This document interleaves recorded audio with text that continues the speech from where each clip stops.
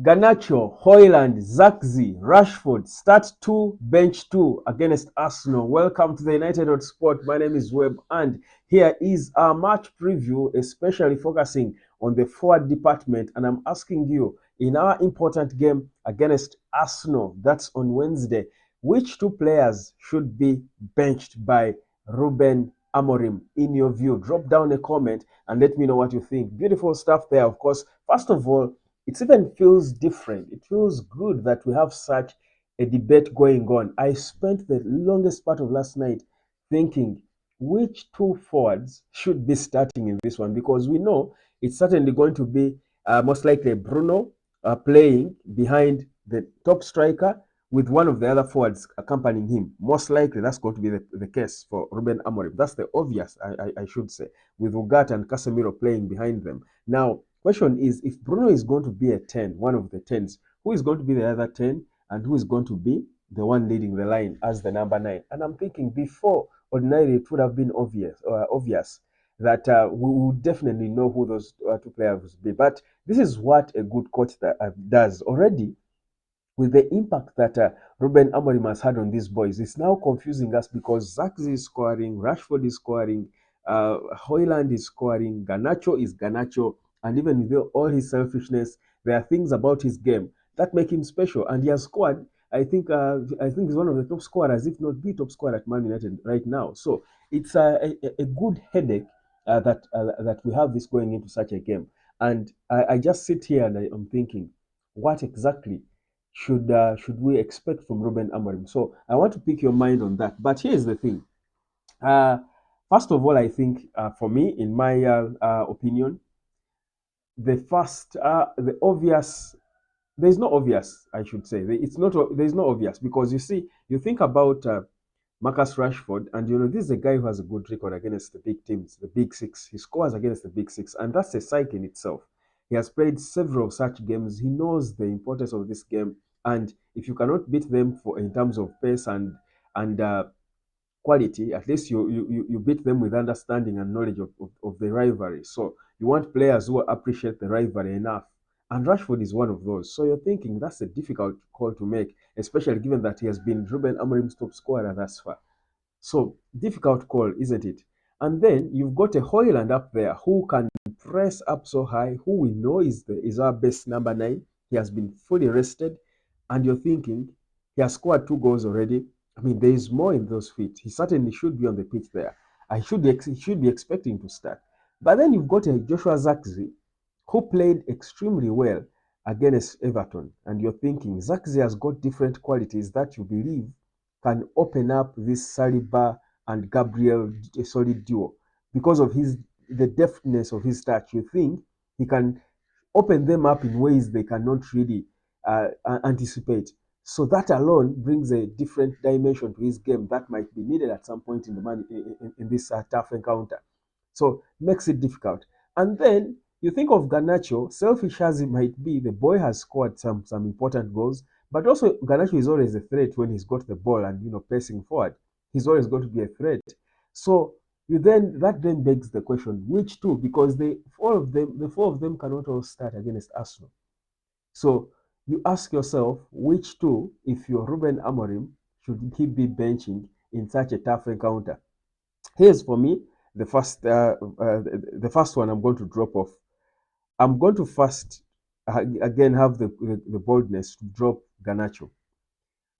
Much as I know Garnacho has a different dimension to his game because of how threatening he will be pressing forward, the energy he has, and of course he rested in the previous game. I think with Amorim having in mind this Arsenal game to keep him fresh and fit, like he said, his rotation.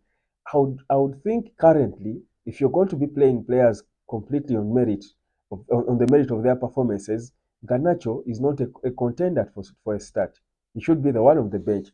But again, it is not exactly fair for you to judge players based on their past form when they're probably doing better, improving during training. So that one would argue it that way. But also the unpredictability of Garnacho also makes it a bit unfair to think that we can drop him out of an important game like this. But I would drop him out because of how the other players are performing and where they are. So for me, the first candidate for me for a bench, I would drop Garnacho currently.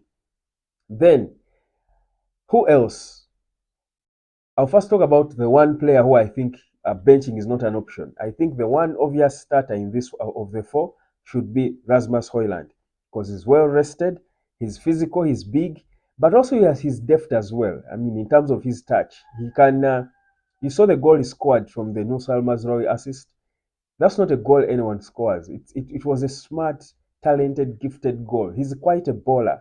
And whereas he had his drought for some time, I think there are no doubts about his talent.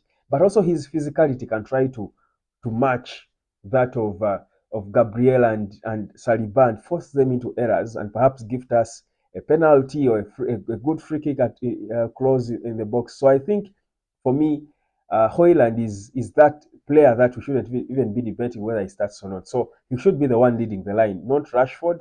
Never mind his pace. I do still think Hoyland should be the one leading the line from top.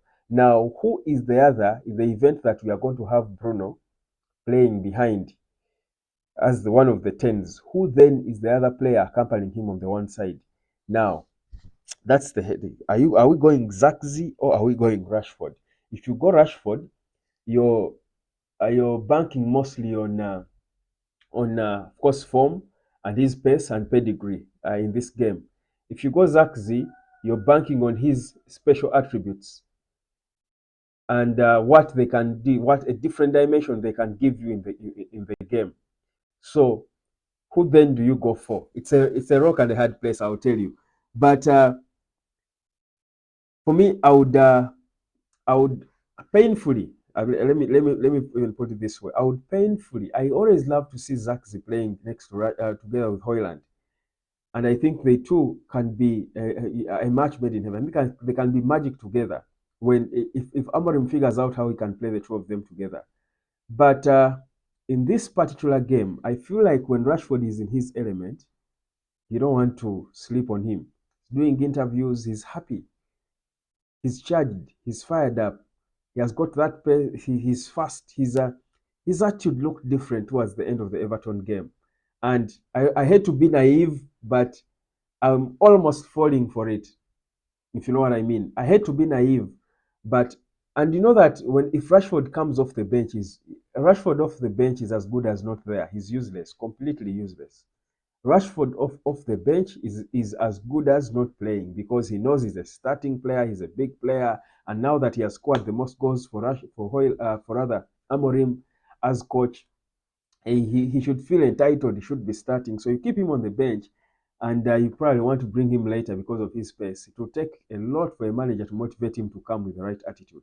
And when Rashford doesn't have the right attitude in a game, he's useless. So for that reason and more, and just that inner gut in me that feels he could again pull out something, I would start Rashford ahead of Zirkzee, thinking that if it doesn't work, Zirkzee can come in and open them up and bring his different game to open up the Arsenal defense because of his deft touches and smart plays and unpredictable football.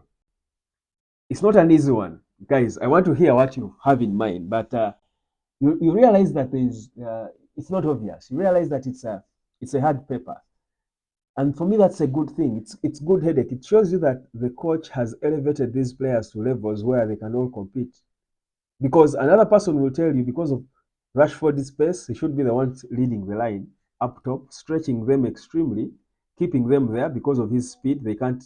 Gabriel and Saliba will be disciplined because of the pace of Rashford. So you keep Rashford up top, and then put either Garnacho or Zirkzee behind him. That can also make sense because the explanation, like I said, if Rashford is high, is up top as the 9, then trust you me, Saliba and Gabriel will be contained. They will have to stay there because they know they can't beat him for pace. So it's a difficult thing, but I would personally go Garnacho. I would go Garnacho and Zirkzee on the bench, start Hojlund and Rashford.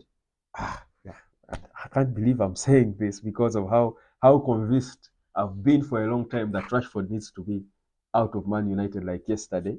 But that's the power of Amorim. Have a new good coach, he can make you think twice about players and you start thinking, giving them a chance. And again, this is Rashford. The conversation of Rashford has changed a bit just because of his past performances, and also his pedigree. But I love to give players the like I keep saying, it's always good to give credit where it's due. I think Rashford deserves a bit of credit. What do you think? Drop down a comment and let me know what you think, guys. It's Arsenal. How do we deal with them? Some people, I've heard people saying that Amorim has got to change his formation from a 3-4-3 to a 4 what la. I'm like, guys, come on. That's not that's not how you, as a new manager, that's not how you applied yourself. A back three beat Man City with Sporting Lisbon.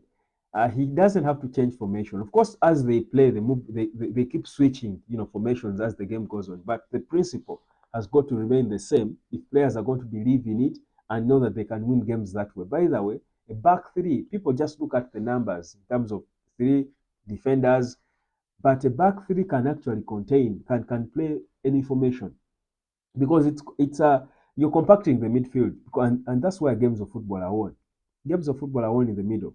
If you compact the middle, you have good control of the game, and that's why if I were a football coach, by the way, I too would be playing a back three. Maybe not in the shape of Amorim. I would be playing it a bit different. The way I know it, the way I was educated from when I was a kid. Maybe tweak it up a bit if I had a few badges and classes of coaching. But I would play it to the three with a schema. That would be the number 4 sitting on the base. Then 2 blocking midfielders, one on the left, one on the right. Have instead of 2 forwards, 2 center forwards, I would have one behind like a 10. So have form of a diamond. So the number four should be a defender, but a midfielder in this case, a schemer, forming the base of the diamond.